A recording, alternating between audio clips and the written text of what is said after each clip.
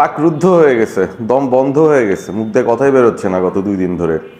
আমাকে চ্যালেঞ্জ দিছিল, আমাকে বলছিল যে কঙ্গো পর্তুগাল ম্যাচ শেষ হওয়ার পরে দেখে নিব, কথা হবে। আর্জেন্টিনা আলজেরিয়া ম্যাচে খুব টাফ একটা ম্যাচ হবে, কোনো কিছুই নাকি করতে পারবে না আর্জেন্টিনা। আর ওদিক থেকে যা ঘটলো সেটা তো আপনারা সবাই দেখতে পারলেন। লিওনেল মেসির হ্যাটট্রিক, ক্রিস্টিয়ানো রোনালদোর 25টা পাস টাচ। বা 25টা টাচ, পাসও কিনা আমি জানি না, 25টা টাচ। সো অলস্পোর্ট এবিপি, কি অবস্থা বলো ব্রো তোমার? মানে আপডেট দাও, মানে জানাও যে তুমি এখান থেকেও কিভাবে কামব্যাক করতে পারো। কামব্যাক হবে কিনা জানি না, মানে এই ম্যানেজারকে নিয়ে কামব্যাক হবে কিনা আমার কোনো আইডিয়া নাই সত্যি কথা বলতে। মানে আই এম ডুমড। মানে পর্তুগাল সাপোর্ট করা মানে একটা হিউজ পেইন। মানে বাইছা বাইছা তারা এরকম ম্যানেজার কেমনে নেয় আমি জানি না। আর মানুষজনেরও মাথা খারাপ, তারা বলতেছে যে রোনাল্ডোই নাকি মেইন প্রবলেম, রোনাল্ডোই নাকি মেইন ইস্যুটা ক্রিয়েট করতেছে।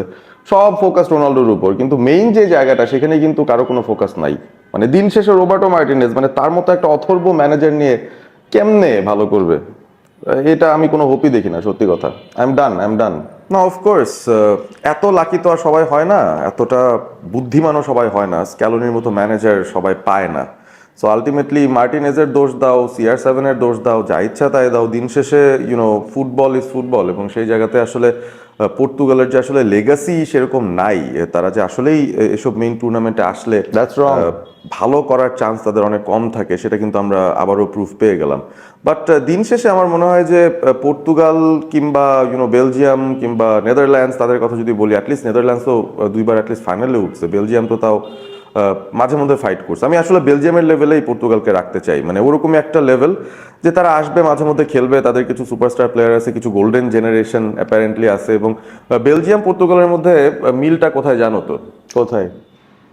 মিলটা হচ্ছে যে এই দুজনকেই রবার্টো মার্টিনেজ কোচ করছে, এবং সবাই বলতেছে যে মোটামুটি একটা গোল্ডেন জেনারেশন ধ্বংস করার জন্য যদি কাউকে নিয়ে আসতে হয় হেড কোচ হিসেবে, ব্রিং রবার্টো মার্টিনেজ। এবং এই লোকটা একটা মানে অনেকে বলতেছে কনম্যান, আই ডোন্ট নো মানে কেন তাকে কনম্যান বলা হচ্ছে। তার সিভি নাকি অনেক হেভি, বা কি আছে সিভিতে সেটা সবাই জানতে চায়, যে সেরকম বিগ বিগ দলের কিভাবে চাকরিটা ল্যান্ড করতে পারে।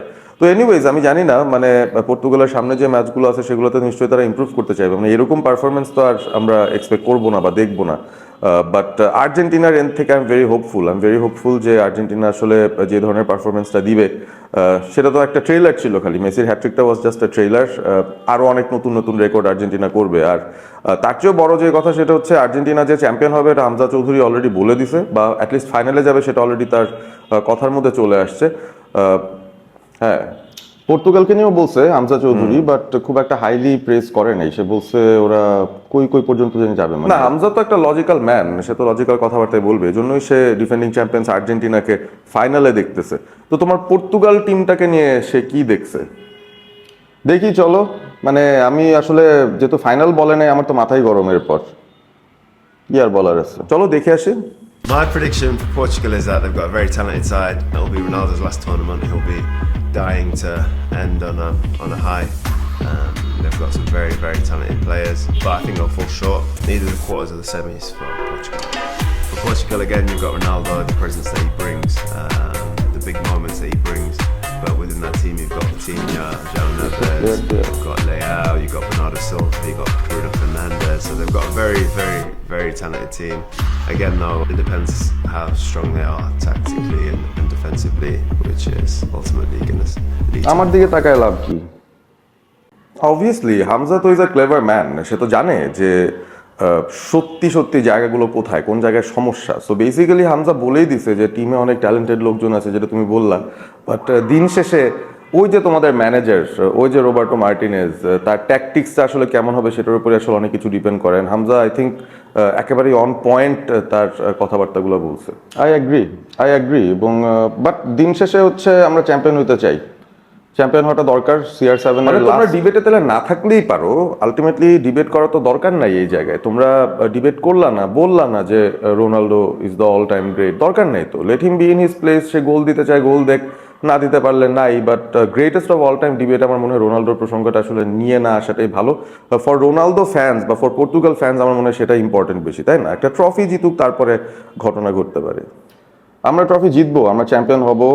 আমি এখনো আশা রাখতে চাই, 2টা ম্যাচ হাতে আছে। আর চ্যাম্পিয়ন হওয়ার আশা বাদ দাও, আমার মনে হয় ওয়ার্ল্ড কাপ চ্যাম্পিয়ন তুমি হয়তো হইতে পারবে না স্পোর্ট এবিপি, বাট যেহেতু তোমার কিছু টাকা পয়সা আছে, তুমি বিকাশে অনেক ট্রানজাকশন করো, আমি দেখছি তুমি বিকাশের পেমেন্ট চ্যাম্পিয়ন হতে পারবে, এবং সেই প্রসেসটা হচ্ছে খুব ইজি। তুমি বিকাশে যত বেশি বার পেমেন্ট করবা, তত তোমার স্মার্টফোন, স্মার্ট ওয়াচ, টেলিভিশন এরকম অনেক কিছু জেতার চান্স আছে। প্রতি সপ্তাহে 50 জন বিজয়ীকে পেমেন্ট চ্যাম্পিয়ন হিসেবে পুরস্কৃত করবে বিকাশ। ওই তো তোমার মতো না আর কি। মেসি যেমন একবারই 1 লাখ টাকা ট্রানজাকশন করছে, রোনালদো তো প্রত্যেক ওয়ার্ল্ড কাপে 1টা করে গোল দিছে, মানে সর্বোচ্চ বার। হ্যাঁ হ্যাঁ ব্রো, তুমি এগুলো নিয়ে স্যাটিসফাইড থাকো। আমি আর্জেন্টিনার ম্যাচ দেখার জন্য ওয়েট করতেছি, আর ডেফিনেটলি পর্তুগালের ডাউনফল দেখার জন্য। আপনারা কমেন্ট করে জানাই দিবেন আর্জেন্টিনা বা পর্তুগাল কে কত দূর যাইতে পারে, আর হামজা চৌধুরীর assessment of Argentina and Portugal সেটা কেমন হইলো।